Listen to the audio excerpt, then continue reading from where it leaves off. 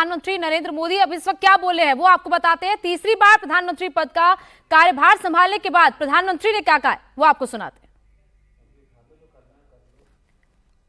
हैं। रहे यहां से नई नई चेतना प्रसारित होती रहे जो पूरे तंत्र के अंदर एक प्रकार से विद्युत की तरह नई चमक दे, नई रोशनी दे, नई सामर्थ्य दे।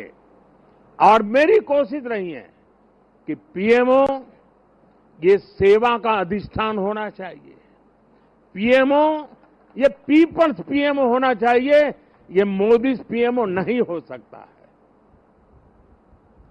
और इसलिए मेरे दिल दिमाग में सिवाय 140 करोड़ कोई नहीं, और मेरे लिए 140 करोड़ नागरिक नहीं है, मेरे लिए 140 करोड़ परमात्मा का रूप है। और जब मैं सरकार में बैठ करके कोई निर्णय करता हूं तो मैं सोच रहा हूं कि मैंने आज 140 करोड़ देशवासियों को इस रूप में मैंने पूजा की है और उनके चरणों में मैंने इस योजना के रूप में एक पुष्प चढ़ाया है। उस भाव से मैं काम करता हूं। सरकार की बात आती है तब वो अकेला मोदी नहीं होता है, उसके जो हजारों दिमाग उसके साथ जुड़े हुए हैं, हजारों मस्तिष्क जो इस काम में लगे हुए हैं, हजारों भुजाएं जिस काम को कर रही है, एक जो विराट रूप है, उसी का परिणाम होता है कि सामान्य मानवी को भी उसके सामर्थ्य का साक्षात्कार होता है। और एक बार जब सामर्थ्य का साक्षात्कार हो जाता है तो समर्पण अपने आप समाहित हो जाता है। और ये पूरा 3 महीने का कालखंड उस सामर्थ्य के साक्षात्कार का,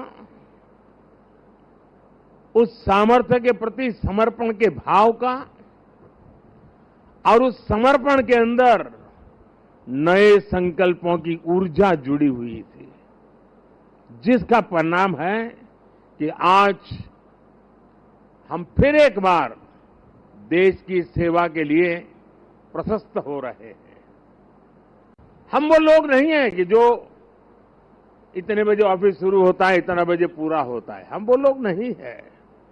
हमारे लिए समय के बंधन नहीं है, हमारे लिए सोचने की सीमाएं नहीं हैं, हमारे लिए पुरुषार्थ के लिए कोई मानदंड नहीं है। जो इससे परे है वही तो मेरी टीम है, और वही टीम पर देश को भरोसा है। साथियों, 10 साल में बहुत सारे लोग आप में से होंगे जो 10 साल से मुझे जेल रहे हैं, कुछ लोग हैं जो शायद अब जेलना शुरू करेंगे, कुछ लोग होंगे साहब बहुत हो गए अब कहीं और जाए तो अच्छा होगा। जो जाना चाहते हैं उनको मेरी तरफ से शुभकामनाएं हैं। आपने इतना किया इसलिए धन्यवाद है। जो आना चाहते हैं, अगर आज टीवी पर मेरी बात सुन करके जो मन भाव से खप जाना चाहता है 5 साल, आइए, निमंत्रण है।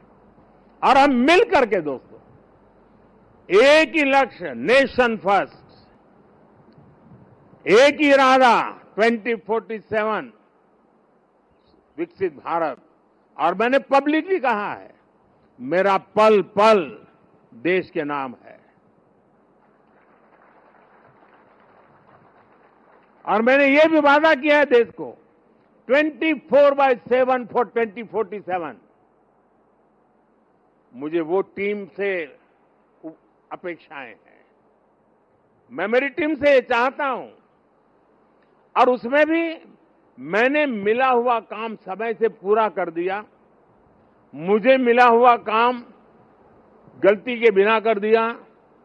मैं समझता हूं अच्छी चीज है, लेकिन परिपूर्णता नहीं है।